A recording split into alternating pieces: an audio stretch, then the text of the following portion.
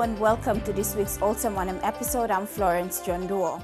It is now 3 weeks since the devastating 7.1 magnitude earthquake struck the Highlands. The worst hit provinces have been Hela and Southern Highlands. Over 100 people have been killed. Relief work in the first week was slow as a medical team of 3 doctors worked flat out to certify the many deaths. EMTV Lay Bureau Chief Scott Waide traveled with a crew to 3 separate locations. On the morning of the 26th of February, a 7.5 magnitude earthquake struck the highlands of Papua New Guinea. Hitting me go and hitting me come back. It was sort of shaky. Then we don't know where to go. As soon as we blow the ground start them or the kage blowing bagarap, house bagarap, one something to him bagarap. So all immediately need him canvas na kage lo, all by survive na stop na anti-load sa land earthquake stop him open golo respective areas blown on this la. The epicenter, according to seismology reports, was located close to the multi-billion-dollar ExxonMobil LNG site in the Hela province. Villages closest to the epicenter were worst hit. A joint EMTV-NBC crew flew into Timu, a village close to the LNG gas pipeline route.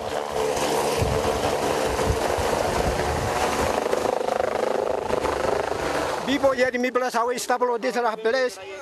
Taisol, me plus how we stable how much Jan Joysin, me place stop Taisol, me place how him Giran Guria. Now, me place how Giran Guria 9 is on Bakarap. Me plus how we stable on this place Taisol. Now Grand Guri come up now. Now Grand Guri come up now. I mean, get he come up time. Me like him Guria now. Night there. Mino bin sawetu. An earthquake-triggered landslip had buried 11 people. Under several meters of rock and soil, villagers found the bodies of a mother, her baby, and her older daughter. Now, house blue sa stable settlement logi. House double have ya. Some left over stable have. One get osim stop on top na disla come down line osim na mouse line gota bagarabe. Ground ni karamabi mogota. Na ogota bori mi blino pani. Mi blo pani sambla longa tripla mi blo digging lab na. Ya. Oh tripla ya. Tupla piginini one bla baby girl am drink susu yet. Nara bla piginini boy blongam 5 bla Christmas blongam birthday opa finish longam. Na mama blogam mi bla pani mol here. And behind long 3 days mi bla pani. Now get nara bla 16 or 17 years boy mi bla pani mantap hapasti. I said now I'm 3rd day mi bla pani bori blogam mi bla kisin na planim lo dam lo ya. Mi bla pani lo antap.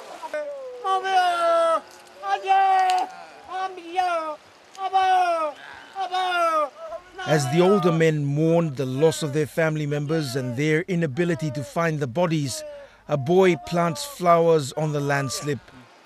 So diga come to him hadu rasim. So cutting pit na. Ida parnindo dista stabongan bavarnim. Mitba to osem dista matmat ya. Man silim nongan mitba matmat. Hadu rasim.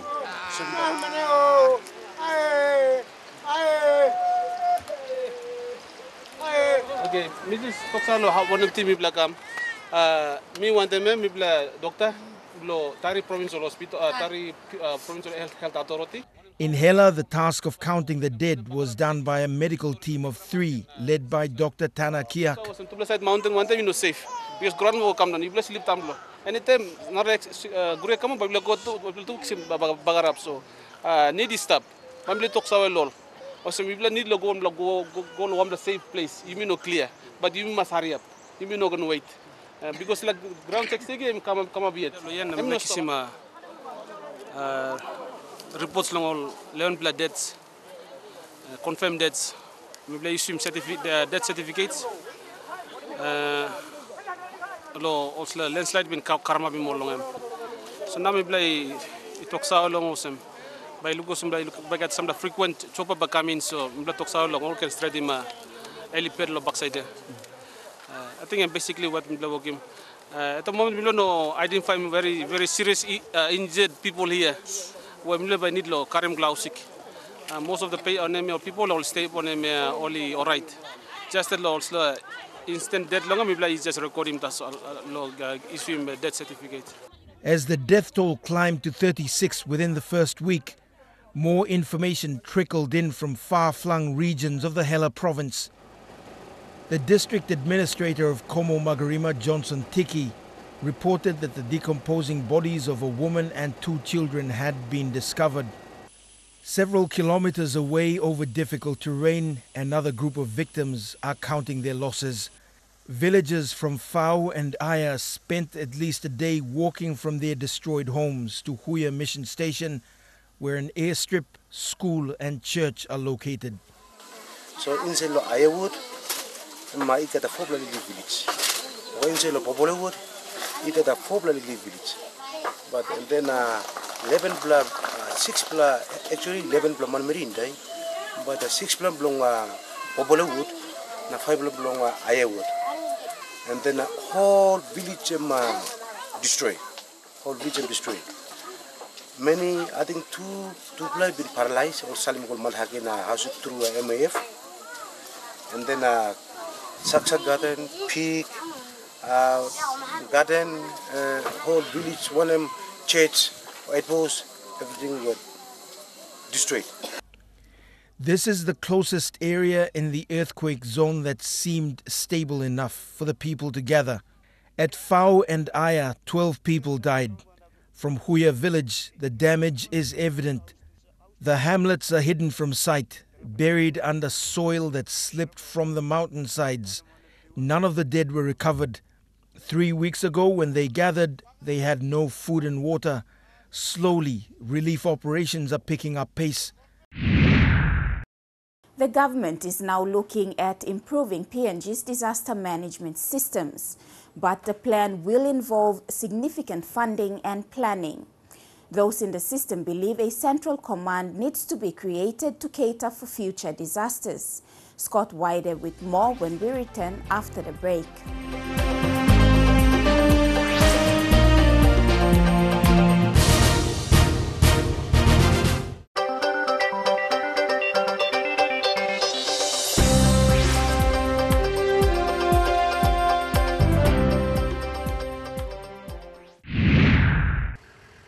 For many outside the Hela and Southern Highlands provinces, it's been difficult to understand why the flow of information getting to Port Moresby, Tari and Mendi has been difficult.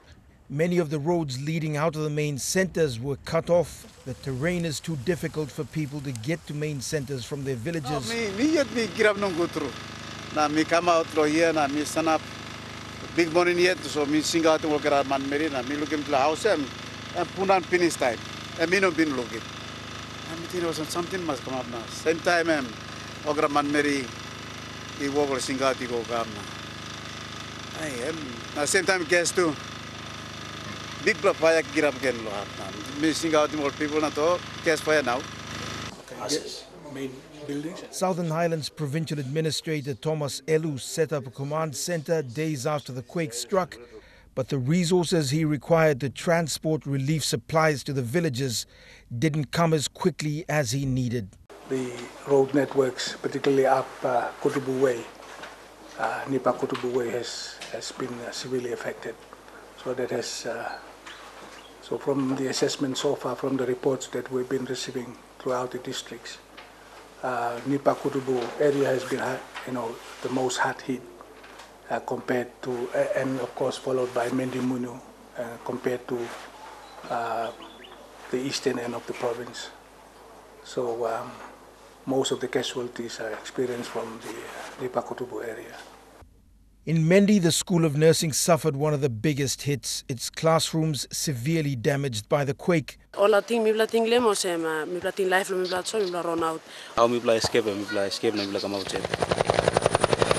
In Hela, the medical evacuations continued, some happening at least a week after the quake.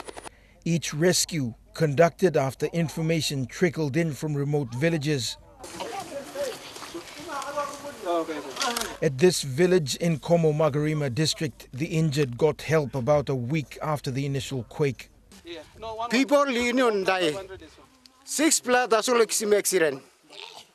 Kan of say fire cooking. Aus pudar na antar lol na ksim bagarat. Na mi bla lo ksim oli koran. So one bla man taso laim labun mi bla ksim lo Sunday. Na bla liling girl mi bla ksim ko asten. Na three bla bagarat lo na stop yet na all. Lai lo ausik. Kam na mi bla mas na mi bla stop for one time all. Na mi bla lo ngai by me all talk all by look. Several kilometers from Tari at the Moro airfield operated by Papua New Guinean Petroleum Company Oil Search, the first lot of supplies began to arrive in Tari towards the end of the week. In the initial 36 hours of the disaster, Oil Search, the Missionary Aviation Fellowship and the Australian Defence Force were the first to begin conducting initial assessments and relief into the Western and Hela provinces. At the Disaster Command Centre in Hela, a meeting chaired by the Hela Governor, Philip Undialu, goes through the latest statistics. The figures were being put together to make a case to government for the creation of a restoration authority. So today we got 2 helicopters from PNG and the Australian group, and they've allocated 2 helicopters. We've started the operation here, and heli solution, and as well as the heavy lift. Choppers are here helping us. Some have been funded by MRDC and the national government. On the national front, the government will have to review its budget strategy to cater for the 40% hit to revenue after the gas production shut down. The LNG project equates to 40% of our revenue. And if it does start at any one time, there's a direct consequence on our national budget and the support to our national budget. So it's quite serious. If the LNG project shuts down, there's a huge serious repercussion on our national budget. The earthquake did touch Okteri, also touched Pogra, and Pogra is influenced by what happens in Heights because the power generation at Heights supplies electricity to Pogra. So for one reason or another, this earthquake included projects that basically entails almost 80% of our country's revenue. After these short messages, we placed a spotlight on a segment of Olsem Wanem's Best of Season 8 on climate change and food security.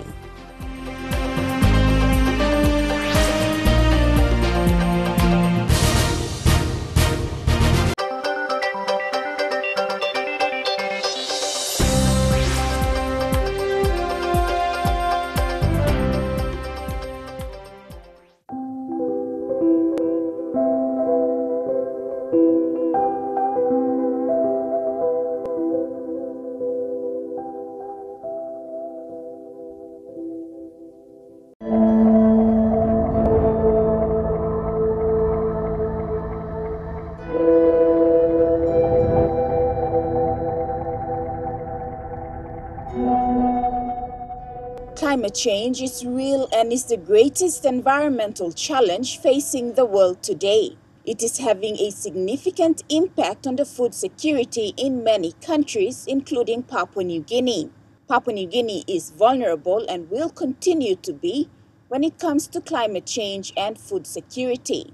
Domestic crops have been threatened by climate change, such as change in rainfall patterns and intrusion of salt water into fertile land. When you look in terms of food security, we look at the 3 components. One is an issue of availability of food. How does the climate change affect availability of food that the people require to eat? In terms of how it affects the minimization of the production of the food so that it fails to become available. We also look in terms of how does the patterns of people utilizing that food is going to be affected when people actually see the impact in terms of production that is reduced, where people have to actually diversify and try to change their food.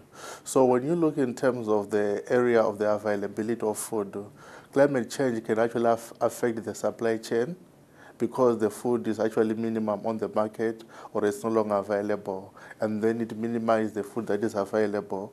And then the ripple effects are issues that have got to do with nutrition. because the food, when it is actually minimized in terms of its supply and it's not adequate, it also will ripple effect in terms of the nutrition, it affects nutrition. Also, you've got a problem that you're going to do with health emanating from that. So climate change impact catalyze a chain of reaction of various problems that are likely going to result, which are linked to the issue of food supply. Sustainable agriculture is vital, and the types of crops being planted by farmers need to improve to adapt to the changes in climate that is hitting hard. When we look in terms of the migrant population that we are working with here in the country, we've been trying to look in terms of how do we promote sustainable agriculture in terms of in relationship to the impact of climate on the agriculture sector. One, we are looking in terms of precipitation, which is rainfall. How do we deal with crops that can withstand the decline in terms of rainfall? So we actually try to promote crops that have got one, fast growing duration, and two, they require minimum amount of rainfall, but three, they also can actually be high yield crops. So basically on those three aspects, we try by all means to make sure that each household diversify into sustainable agriculture. People should actually understand that it's no longer business as usual. The crop that they were used before, when the climate was okay, might not be actually be able to make it to be relevant today. So they need to diversify to move to other crops that can actually be compatible to the current climate that is actually changing. And then also, people should actually see the types of the seeds that they're actually planting, because that's another component that we've been looking into. How best can have people have quality seeds that they can actually plant to sustain agriculture. Because most of the seeds that people were planting, they've got low yields in terms of production, which in turn affect the food supply that they require. And also, we look in terms of other nutritional value that are required, because some of the species of the food is now becoming extinct. Not all the varieties that used to be there in PNG are still available today. They've been affected by the impact of the changes in climate. So given that scenario, the people need to have alternative food or crops that they can plant that can replace those ones that are no longer there. With the country's diverse geographical areas, knowing the strategies and mechanisms that will work in either the highlands or coastal areas is a must-know for Papua New Guineans. Production is linked to the whole management cycle, and let's focus on the production that we are producing per hectare, and that is going to sustain our agriculture and is going to mitigate the impact of climate change. For the people in the Atoll Island, they need to start to relook in terms of diversifying their method of attaining food security, because those are the areas that have been affected by changes in climate and sea level rise. All their activity that they used to do, they are changing. But if they manage their situation, they're going to make a difference in their lives. So you find that the PNG has got various regions which are affected by climate change differently. All these regions need to come up with a strategy that is specifically based on their context and come up with local solutions that deals with their context. For example, if you're in the Highlands, you look at the impact of climate in the Highlands region, which are issues that have got to do with frost, and you manage the impact of frost on your agriculture, and then you can actually sustain agriculture there. But when you are talking about coastal, it's management of the sea level rise and saltwater intrusion into fresh water and also into crops. How best do you manage that? And for the Atoll Island also is the same. The land is actually being eroded, and the islands are becoming smaller, but the population is growing, but the production is very low. How do you increase on production? So our methodology that we've been bringing in, which is the keyword garden, diversifying of crops, looking in terms of master farmers, contact farmers, extension services, developing manuals and practices are part of the solution to the problem. And if the people take them on board and uphold them, they are going to achieve food security, and we are going to end hunger in PNG. The focus now should be on adaptation as we continue to face climate variations that have disrupted food production. We have to accept the sad fact that climate change is real and we can only adapt to the changes and come up with strategies to address the food insecurities we are facing. After the break, we bring you another segment of Olsem Wanem's Best of Season 8 on the Monogamous people's conservation journey in the Afara district of Oro province.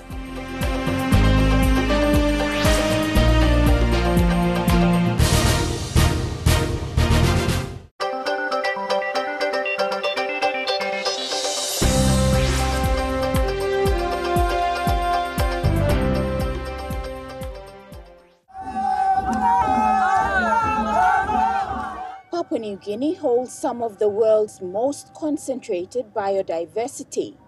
It is said that PNG has over 5% of the world's biodiversity in less than 1% of the world's total land area. Papua New Guineans have been living in this rich biodiversity for thousands of years. However, in recent years, mining, oil and gas extraction, large-scale plantation agriculture and logging is a growing threat to the biodiversity and natural systems in the country. In order to safeguard this rich biodiversity, the concept of conservation came about. In 2009, the Youth Conservation Area in Morobe Province was declared as the first legally protected area in PNG. Following that, on November 29, 2017, 360,000 hectares of land area in the Monogamous Plateau was officially declared a conservation area. This is the story of how the initiative started and the conservation journey. So around 1983-84, students from the University of Papua New Guinea Department of Language and Literature did the project in Oro province, and their work took them up to Monogamous Plateau, over the mountains east of here, and they came into this plateau, and then made way to Itokama, right here, the village across there, Itokama and Naukonane. That's where the adult literacy program of the Monogamous project started, and then eventually expanded into the conservation project with Dr. Mike Olson and some of the students at that time who are here with us today, Vincent Manukayasi, and in fact, Mr. John Duo was also part of this project, the journey. The journey went through 3 different phases. The first phase was trying to get the people of Monogamous to learn to read and write and to do awareness, and the adult education program was the initial contact point. And then SIL was doing the Bible translation here. That's where Dr. Michelson came in. And then Dr. Michelson also wanted to see some form of development happening on the Monogamous Plateau. So there was conflict between his work as a Bible translator and what he wanted to see the Monogamous people get from what resources they have on this land. And so partners with Melanesians got registered on the 11th of August 1998. And so Vincent and Damien, as a student at the University of Papua New Guinea, started talking about conservation and development on this plateau. And there is a lot of mobilization, community mobilization, educational awareness, and trying to look at the community structures that are in place, the decision-making process. The elders of Monogamous made their decision years ago that they didn't want logging or oil palm plantations in their area. Over time, a lot of decisions were made, but the most important decision that was made on the plateau was at the village in the center of the Monogamous Plateau called Dea. They made a decision there in 1992 that Monogamous Plateau will not allow large-scale development projects like logging, oil palm, and mining. The people of Monogamous didn't want to see any logging, industrial logging of the area. They wanted to protect the land, and they didn't want to see any oil palm. They wanted an alternative development model based on their own resources and on a pace and taking a direction of their own liking, not defined by outsiders, but by themselves. I'm one of those who do not really believe that some of these large-scale industrial kind of logging operations or mining operations really do benefit because people are not prepared to take that on. Yes, it creates a bit of jobs, and of course there's revenue for the government as such. But for the people themselves, they need to rely on the resources and what they have on their own land in order to develop their own communities. There's nobody else that can do that for them. But they need encouragement, and you need to have time. Time and time. That's all we have for you for this week. Join us same time next week for our final episode for this season, where we highlight tuberculosis in PNG. Until then, if you have any comments or stories you would like to share with us, please send us an email via the address now showing on your screen, or visit our Olsem Wanem Facebook page. Until then, I'm Florence John Duo. On behalf of the entire Olsem Wanem team, thank you for watching and take care.